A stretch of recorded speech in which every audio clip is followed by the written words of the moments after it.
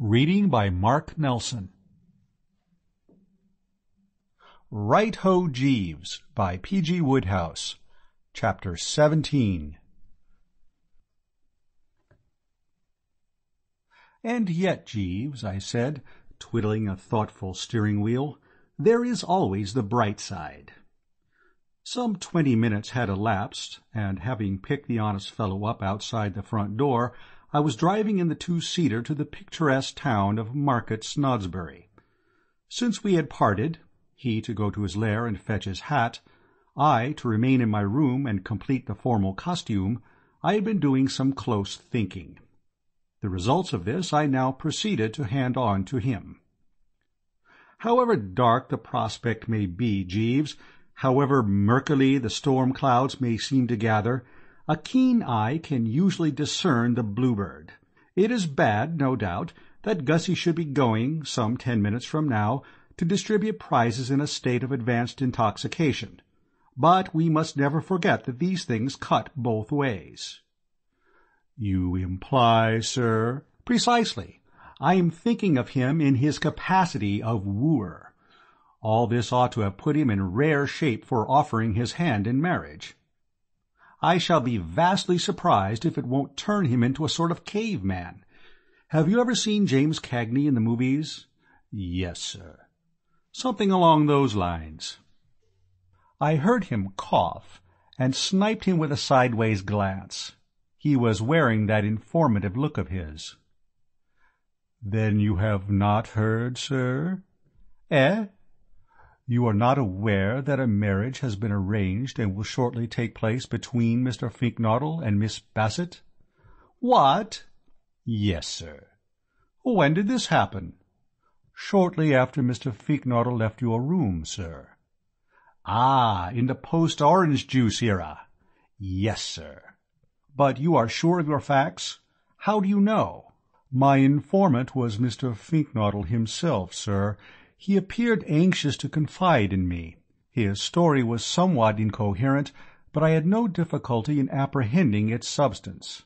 Prefacing his remarks with the statement that this was a beautiful world, he laughed heartily, and said that he had become formally engaged." "No details?" "No, sir." "But one can picture the scene." "Yes, sir." "I mean, imagination doesn't boggle." "No, sir." And it didn't. I could see exactly what must have happened. Insert a liberal dose of mixed spirits in a normally abstemious man, and he becomes a force. He does not stand around, twiddling his fingers and stammering. He acts. I had no doubt that Gussie must have reached for the Bassett and clasped her to him like a stevedore handling a sack of coals. And one could readily envisage the effect of that sort of thing on a girl of romantic mind. "Well, well, well, Jeeves." "Yes, sir." "This is splendid news." "Yes, sir." "You see how right I was." "Yes, sir." "It must have been rather an eye-opener for you, watching me handle this case." "Yes, sir." "The simple, direct method never fails." "No, sir." "Whereas the elaborate does." "Yes, sir." "Right-ho, Jeeves." We had arrived at the main entrance of Market Snodsbury Grammar School. I parked the car and went in, well content. True, the Tuppy Angela problem still remained unsolved, and Aunt Dolly's 500 quid seemed as far off as ever, but it was gratifying to feel that good old Gussie's troubles were over at any rate. The grammar school at Market Snodsbury had, I understood, been built somewhere in the year 1416, and as with so many of these ancient foundations, there still seemed to brood over its great hall, where the afternoon's festivities were to take place, not a little of the fug of the centuries. It was the hottest day of the summer, and though somebody had opened a tentative window or two, the atmosphere remained distinctive and individual. In this hall the youth of Market Snodsbury had been eating its daily lunch for a matter of 500 years, and the flavour lingered. The air was sort of heavy and languorous, if you know what I mean, with the scent of young England and boiled beef and carrots. Aunt Dahlia, who was sitting with a bevy of the local nibs in the second row, sighted me as I entered and waved to me to join her, but I was too smart for that. I wedged myself in among the standees at the back, leaning up against a chap who, from the aroma, might have been a corn chandler or something on that order. The essence of strategy on these occasions is to be as near the door as possible. The hall was gaily decorated with flags and colored paper, and the eye was further refreshed by the spectacle of a mixed drove of boys, parents and what-not, the former running a good deal to shiny faces and Eton collars, the latter stressing the black satin note rather when female, and looking as if their coats were too tight if male. And presently there was some applause, sporadic, Jeeves has since told me it was, and I saw Gussie being steered by a bearded bloke in a gown to a seat in the middle of the platform. And I confess that as I beheld him and felt that there but for the grace of God went Bertram Wooster, a shudder ran through the frame. It all reminded me so vividly of the time I had addressed that girls' school. Of course, looking at it dispassionately, you may say that for horror and peril there is no comparison between an almost human audience like the one before me and a mob of small girls with pigtails down their backs, and this, I concede, is true. Nevertheless, the spectacle was enough to make me feel like a fellow watching a pal going over Niagara Falls in a barrel, and the thought of what I had escaped caused everything for a moment to go black and swim before my eyes. When I was able to see clearly once more, I perceived that Gussie was now seated. He had his hands on his knees, with his elbows out at right angles, like a nigger minstrel of the old school about to ask Mr. Bones why a chicken crosses the road, and he was staring before him with a smile so fixed and pebble-beached that I should have thought that anybody could have guessed that there sat one in whom the old familiar juice was plashing up against the back of the front teeth. In fact, I saw Aunt Dahlia, who, having assisted at so many hunting dinners in her time, is second to none as a judge of the symptoms, give a start and gaze long and earnestly. And she was just saying something to Uncle Tom on her left when the bearded bloke stepped to the footlights and started making a speech. From the fact that he spoke as if he had a hot potato in his mouth without getting the raspberry from the lads in the ringside seats, I deduced that he must be the headmaster. With his arrival in the spotlight, a sort of perspiring resignation seemed to settle on the audience. Personally, I snuggled up against the chandler and let my attention wander.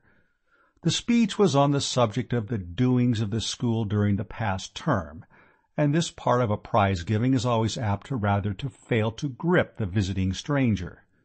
I mean, you know how it is. You're told that J.B. Brewster has won an exhibition for classics at Cat's Cambridge, and you feel that it's one of those stories where you can't see how funny it is unless you really know the fellow. And the same applies to G. Bullitt being awarded the Lady Jane Wick Scholarship at the Birmingham College of Veterinary Science. In fact, I and the corn chandler, who was looking a bit fagged, I thought, as if he had had a hard morning chandling the corn, were beginning to doze lightly when things suddenly brisked up, bringing Gussie into the picture for the first time. "Today," said the bearded bloke, "we are all happy to welcome as the guest of the afternoon Mr. Fitzwaddle." At the beginning of the address, Gussie had subsided into a sort of daydream, with his mouth hanging open. About halfway through, faint signs of life had begun to show. And for the last few minutes he had been trying to cross one leg over the other, and failing, and having another shot, and failing again. But only now did he exhibit any real animation. He sat up with a jerk. "Finknoddle," he said, opening his eyes. "Fitznaddle." "Finknoddle." "I should say Finknoddle." "Of course you should, you silly ass," said Gussie genially. "All right, get on with it." And closing his eyes, he began trying to cross his legs again. I could see that this little spot of friction had rattled the bearded bloke a bit. He stood for a moment fumbling at the fungus with a hesitating hand. But they make these headmasters of tough stuff. The weakness passed. He came back nicely and carried on. "We're all happy, I say, to welcome as the guest of the afternoon Mr. Finknottle, who has kindly consented to award the prizes. This task, as you know, is one that should have been devolved upon that well-beloved and vigorous member of our Board of Governors, the Reverend William Plumer, and we are all, I am sure, very sorry that illness at the last moment should have prevented him from being here today. But if I may borrow a familiar metaphor from if I may employ a homely metaphor familiar to you all, what we lose on the swings we gain on the roundabouts." He paused and beamed rather freely, to show that this was comedy. I could have told the man it was no use. Not a ripple. The corn chandler leaned against me and muttered, "What did he say?" But that was all. It's always a nasty jar to wait for the laugh and find that the gag hasn't got across. The bearded bloke was visibly discomposed. At that, however, I think he would have got by had he not at this juncture unfortunately stirred Gussie up again. "In other words, though deprived of Mr. Plumer, we have with us this afternoon Mr. Finknottle. I am sure that Mr. Finknottle's name is one that needs no introduction to you. It is, I venture to assert, a name that is familiar to us all." "Not to you," said Gussie. And the next moment I saw what Jeeves had meant when he had described him as laughing heartily. Heartily was absolutely the mot juste. It sounded like a gas explosion. "You didn't seem to know it so dashed well, what?" said Gussie, and reminded apparently by the word what of the word waddle, he repeated the latter some 16 times with a rising inflection. "Waddle, waddle, waddle," he concluded. "Right-ho, push on." But the bearded bloke had shot his bolt. He stood there licked at last, and, watching him closely, I could see that he was now at the crossroads. I could spot what he was thinking as clearly as if he had confided it to my personal ear. He wanted to sit down and call it a day, I mean, but the thought that gave him pause was that, if he did, he must then either uncork Gussie or take the Finknottle speech as read and get straight on to the actual prize-giving. It was a dashed tricky thing, of course, to have to decide on the spur of the moment. I was reading in the paper the other day about those birds who are trying to split the atom, the nub being that they haven't the foggiest as to what will happen if they do. It may be all right. On the other hand, it may not be all right. And pretty silly a chap would feel, no doubt, if, having split the atom, he suddenly found the house going up in smoke and himself torn limb from limb. So with the bearded bloke. Whether he was abreast of the inside facts in Gussie's case, I don't know, but it was obvious to him by this time that he had run into something pretty hot. Trial gallops had shown that Gussie had his own way of doing things. Those interruptions had been enough to prove to the perspicacious that here, seated on the platform at the big binge of the season, was one who, if pushed forward to make a speech, might let himself go in a rather epic-making manner. On the other hand, chain him up and put a green baize cloth over him, and where were you? The proceeding would be over about a half an hour too soon. It was, as I say, a difficult problem to have to solve, and left to himself, I don't know what conclusion he would have come to. Personally, I think he would have played it safe. As it happened, however, the thing was taken out of his hands, for at this moment Gussie, having stretched his arms and yawned a bit, switched on that Pebble Beach smile again and tacked down to the edge of the platform. "Speech," he said affably. He then stood with his thumbs in the armholes of his waistcoat, waiting for the applause to die down. It was some time before this happened, for he had got a very fine hand indeed. I suppose it wasn't often that the boys of Market Snodsbury Grammar School came across a man public-spirited enough to call their headmaster a silly ass, and they were showing their appreciation in no uncertain manner. Gussie may have been 1 over the 8, but as far as the majority of those present were concerned, he was sitting on top of the world. "Boys," said Gussie, ladies and gentlemen and boys, I do not detain you long, but I suppose on this occasion to feel compelled to say a few auspicious words. Ladies and boys and gentlemen, we have all listened with interest to the remarks of our friend here who forgot to shave this morning. I don't know his name, but then he didn't know mine. Fitzwaddle. Absolutely absurd. Which squares things up a bit, and we are all sorry that the Reverend whatever he was called should be dying of adenoids. But after all, here today, gone tomorrow, and all flesh is as grass, and what not, and that wasn't what I wanted to say. What I wanted to say was this, and I say it confidently.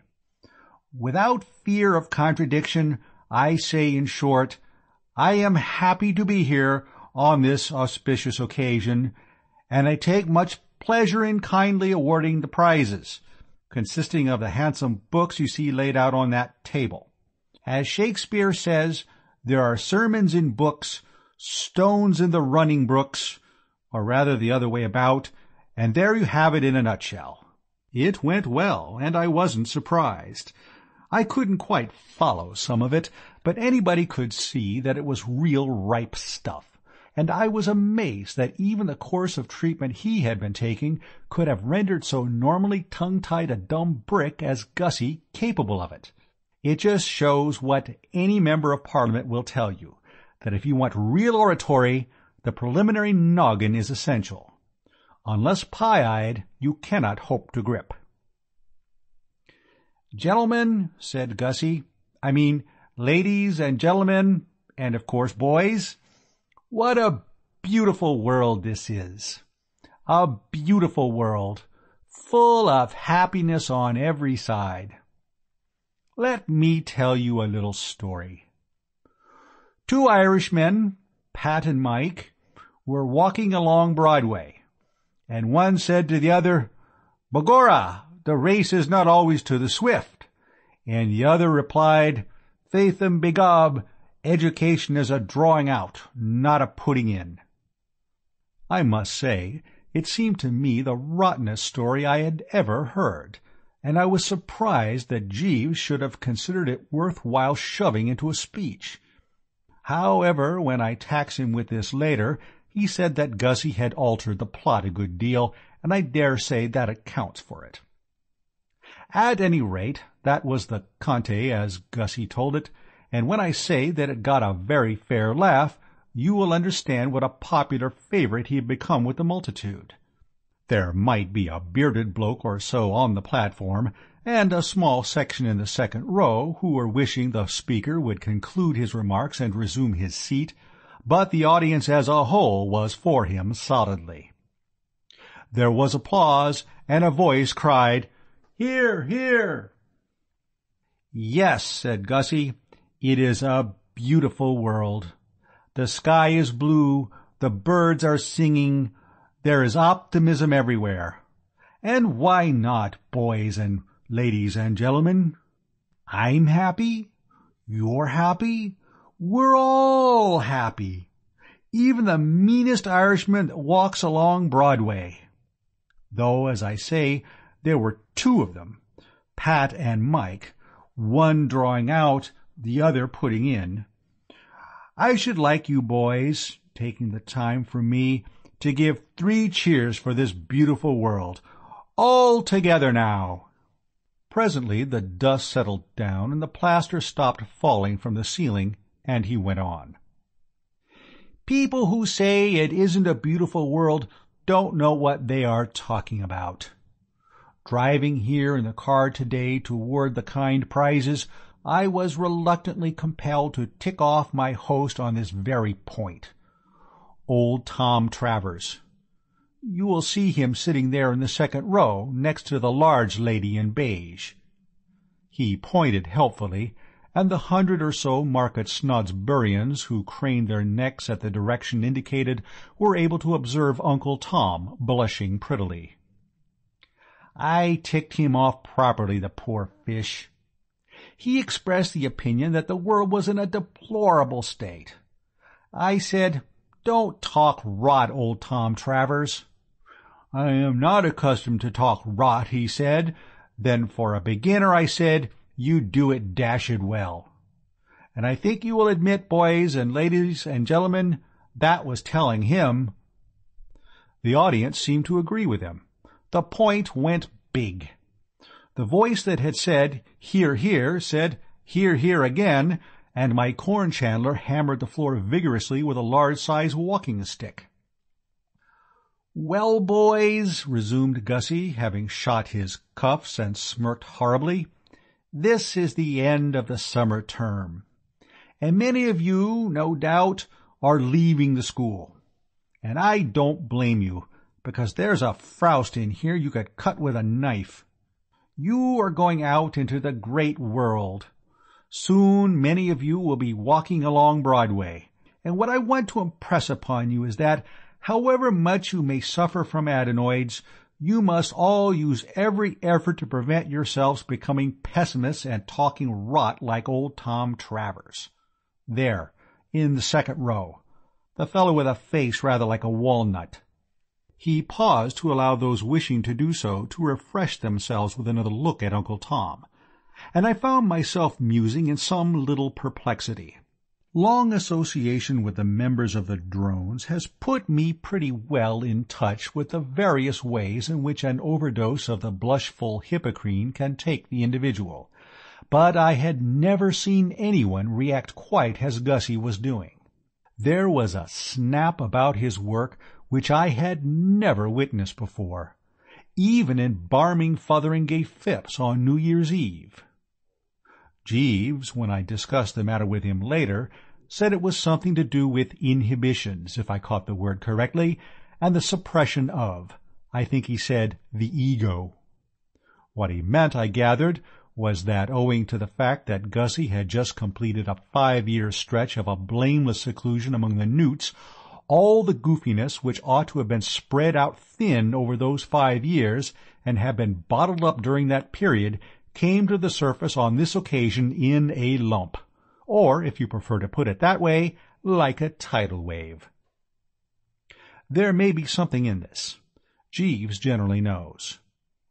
Anyway, be that as it may, I was dashed glad I had had the shrewdness to keep out of that second row.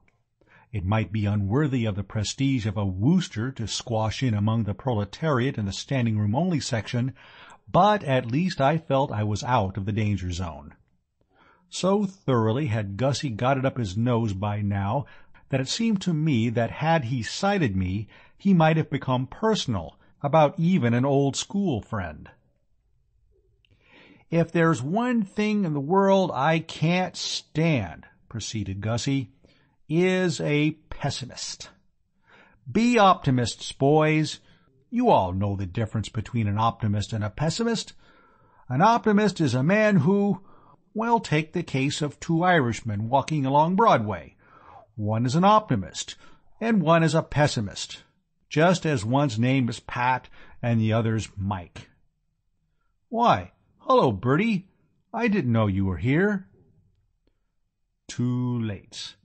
I endeavored to go to earth behind the chandler, only to discover that there was no chandler there. Some appointment, suddenly remembered, possibly a promise to his wife that he would be home to tea, had caused him to ooze away while my attention was elsewhere, leaving me right out in the open.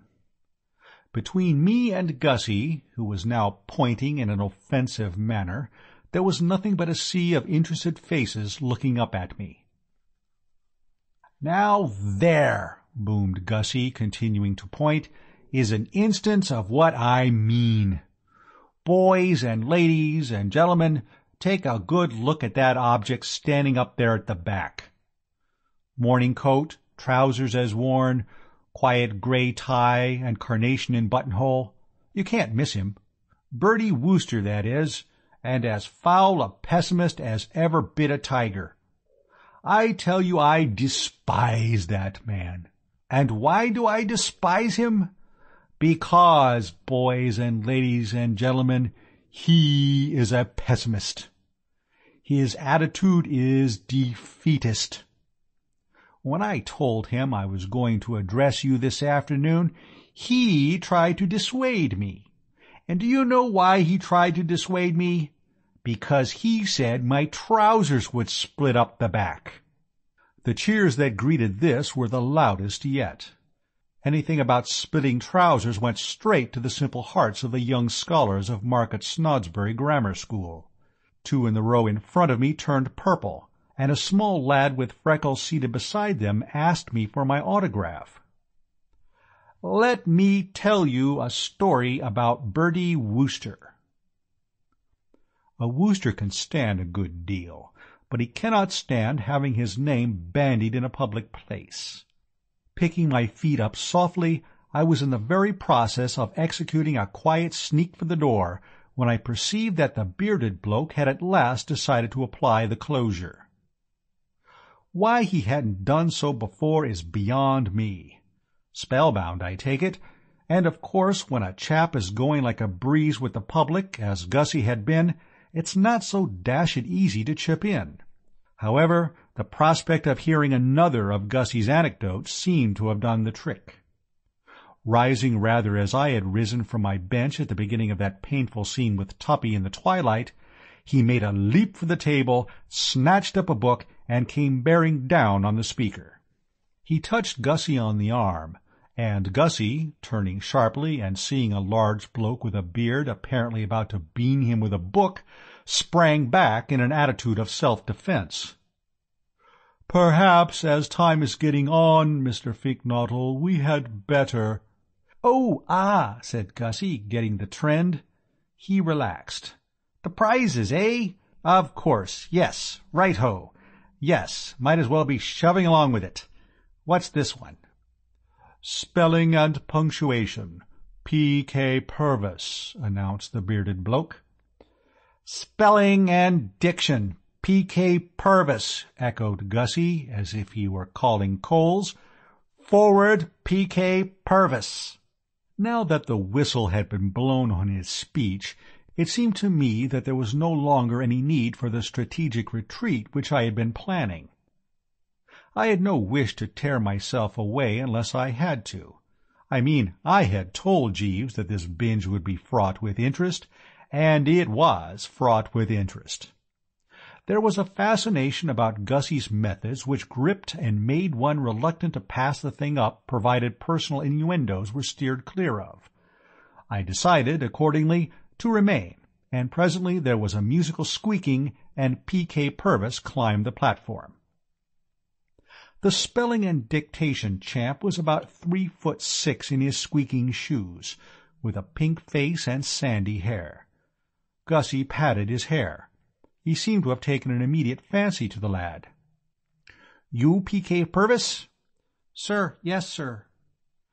"It's a beautiful world, P.K. Purvis." "Sir, yes, sir." "Ah, you've noticed it, have you? Good. You married by any chance?" "Sir, no, sir." "Get married, P.K. Purvis," said Gussie earnestly. "It's the only life. Well, here's your book. Looks rather bilged to me from a glance at the title page, but such as it is, here you are." P.K. Purvis squeaked off amidst sporadic applause, but one could not fail to note that the sporadic was followed by a rather strained silence. It was evident that Gussie was striking something of a new note in Market Snodsbury scholastic circles. Looks were exchanged between parent and parent. The bearded bloke had the air of one who has drained the bitter cup. As for Aunt Dahlia, her demeanor now told only too clearly that her last doubts had been resolved and her verdict was in. I saw her whisper to the Basset, who sat on her right, and the Basset nodded sadly and looked like a fairy about to shed a tear and add another star to the Milky Way. Gussie, after the departure of P.K. Purvis, had fallen into a sort of daydream, and was standing with his mouth open and his hands in his pockets. Becoming abruptly aware that a fat kid in knickerbockers was at his elbow, he started violently. "Ho!" he said, visibly shaken. "Who are you?" "This," said the bearded bloke, "is R.V. Smethurst." "What's he doing here?" asked Gussie suspiciously. "You are presenting him with a drawing prize, Mr. Finknottle." This apparently struck Gussie as a reasonable explanation. His face cleared. "That's right, too," he said.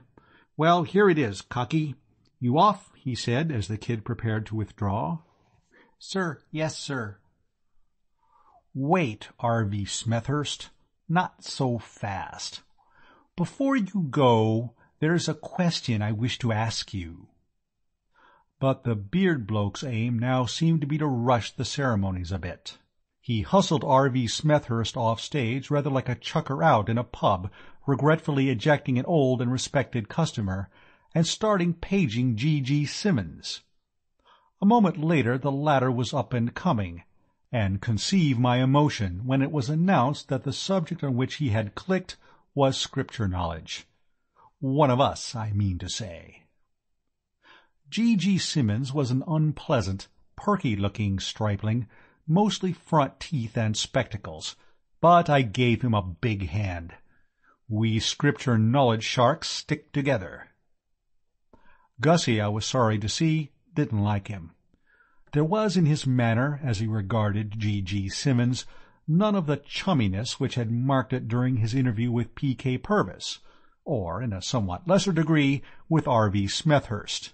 He was cold and distant. "Well, G.G. Simmons." "Sir, yes, sir." "What do you mean, sir, yes, sir? Dashed silly thing to say. So you've won the Scripture knowledge prize, have you?" "Sir, yes, sir." "Yes," said Gussie.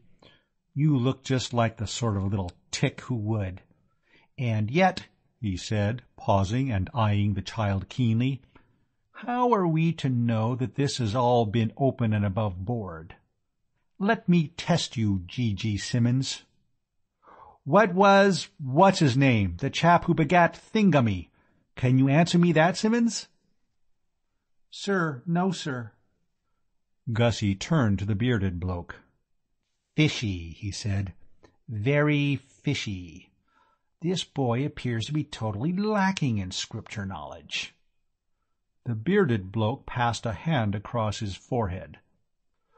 "I can assure you, Mr. Finknottle, that every care was taken to ensure a correct marking, and that Mr. Simmons outdistanced his competitors by a wide margin." "Well, if you say so," said Gussie doubtfully. "All right, G.G. Simmons, take your prize." "Sir, thank you, sir."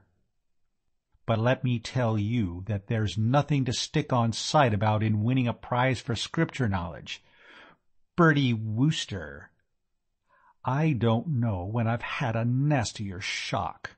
I had been going on the assumption that, now that they had stopped him making his speech, Gussie's fangs had been drawn, as you might say. To duck my head down and resume my edging toward the door was with me the work of a moment. Bertie Wooster won the Scripture knowledge prize at a kids' school we were at together, and you know what he's like. But, of course, Bertie frankly cheated. He succeeded in scrounging that Scripture knowledge trophy over the heads of better men by means of some of the rawest and most brazen swindling methods ever witnessed, even at a school where such things were common. If that man's pockets, as he entered the examination room, were not stuffed to the bursting point with lists of the kings of Judah— I heard no more. A moment later I was out in God's air, fumbling with a fevered foot at the self-starter of the old car. The engine raced, the clutch slid into position, I tooted and drove off. My ganglions were still vibrating as I ran the car into the stables of Brinkley Court, and it was a much shaken Bertram who tottered up to his room to change into something loose. Having donned flannels, I laid down on the bed for a bit, and I suppose I must have dozed off, for the next thing I remember is finding Jeeves at my side. I sat up. "My tea, Jeeves?" "No, sir, it's nearly dinner-time." The mists cleared away. I must have been asleep. "Yes, sir." Nature taking its toll of the exhausted frame. "Yes, sir." "And enough to make it." "Yes, sir." "And now it's nearly dinner-time, you say? All right. I'm in no mood for dinner, but I suppose you had better lay out the clothes." "It will not be necessary, sir. The company will not be dressing tonight.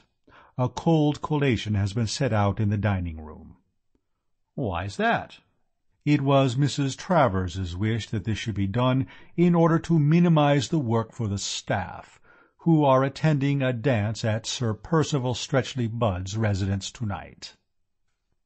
"Of course, yes, I remember. My cousin Angela told me. Tonight's the night, what? You going, Jeeves?" "No, sir. I am not very fond of this form of entertainment in the rural districts, sir." "I know what you mean. These country binges are all the same. A piano, one fiddle, and a floor like sandpaper. Is Anatole going?" "Angela hinted not." "Miss Angela was correct, sir. Monsieur Anatole is in bed." "Temperamental blighters, these Frenchmen." "Yes, sir." There was a pause. "Well, Jeeves," I said, "it was certainly one of those afternoons, what?" "Yes, sir." "I cannot recall one more packed with incident. And I left before the finish." "Yes, sir. I observed your departure." "You couldn't blame me for withdrawing." "No, sir. Mr. Finknottle had undoubtedly become embarrassingly personal." "Was there much more of it after I went?" "No, sir. The proceedings terminated very shortly. Mr. Finknottle's remarks with reference to Master G. Simmons brought about an early closure." "But he had finished his remarks about G. Simmons." "Only temporarily, sir. He resumed them immediately after your departure. If you recollect, sir, he had already proclaimed himself suspicious of Master Simmons's bona fides, and he now proceeded to deliver a violent verbal attack upon the young gentleman, asserting that it was impossible for him to have won the Scripture Knowledge Prize without systematic cheating on an impressive scale. He went so far as to suggest that Master Simmons was well known to the police." "Golly, Jeeves." "Yes, sir. The words did create a considerable sensation. The reaction of those present to this accusation I should describe as mixed. The young students appeared pleased and applauded vigorously, but Mr. Simmons's mother rose from her seat and addressed Mr. Finknottle in terms of strong protest. "Did Gussie seem taken aback? Did he recede from his position?" "No, sir. He said that he could see it all now, and hinted at a guilty liaison between Master Simmons's mother and the head-master, accusing the latter of having cooked the marks, as his expression was, in order to gain favor with the former." "You don't mean that?" "Yes, sir." "Egad, Jeeves. And then?" "They sang the national anthem, sir." "Surely not." "Yes, sir." "At a moment like that?" "Yes, sir." "Well, you were there, and you know, of course, but I should have thought the last thing Gussie and this woman would have done in the circus would have been to start singing duets." "You misunderstand me, sir. It was the entire company who sang." The headmaster turned to the organist and said something to him in a low tone, upon which the latter began to play the national anthem, and the proceedings terminated. "I see. About time, too." "Yes, sir." Mrs. Simmons's attitude had become unquestionably menacing. I pondered. What I had heard was, of course, of a nature to excite pity and terror, not to mention alarm and despondency, and it would be paltering with the truth to say that I was pleased about it. On the other hand, it was all over now, and it seemed to me that the only thing to do was not to mourn over the past, but to fix the mind on the bright future. I mean to say, Gussie might have lowered the existing Worcestershire record for goofiness, and definitely forfeited all chance of becoming Margaret Snodsbury's favourite son, but you couldn't get away from the fact that he had proposed to Madeline Bassett, and you had to admit that she had accepted him. I put this to Jeeves. "A frightful exhibition," I said, "and one which will very possibly ring down history's pages. But we must not forget, Jeeves, that Gussie, though now doubtless looked upon in the neighbourhood as the world's worst freak, is all right otherwise." "No, sir." I did not quite get this. "When you say no, sir, do you mean yes, sir?" "No, sir, I mean no, sir." "He is not all right otherwise?" "No, sir." "But he's betrothed." "No longer, sir. Miss Bassett has severed the engagement." "You don't mean that?" "Yes, sir." I wonder if you have noticed a rather peculiar thing about this chronicle. I allude to the fact that at one time or another practically everybody playing a part in it has had occasion to bury his or her face in his or her hands. I have participated in some pretty glutinous affairs in my time, but I think that never before or since have I been mixed up with such a solid body of brow-clutchers. Uncle Tom did it, if you remember. So did Gussie. So did Tuppy. So, probably, though I have no data, did Anatole, and I wouldn't put it past the Bassett.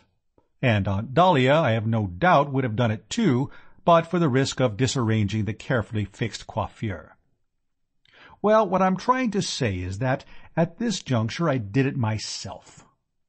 Up went the hands and down went the head, and in another jiffy I was clutching as energetically as the best of them. And it was while I was still massaging the cocoanut and wondering what the next move was that something barged up against the door like the delivery of a ton of coals. "I think this may very possibly be Mr. Finknottle himself, sir," said Jeeves. His intuition, however, had led him astray. It was not Gussie, but Tuppy. He came in and stood breathing asthmatically. It was plain that he was deeply stirred. End of chapter 17.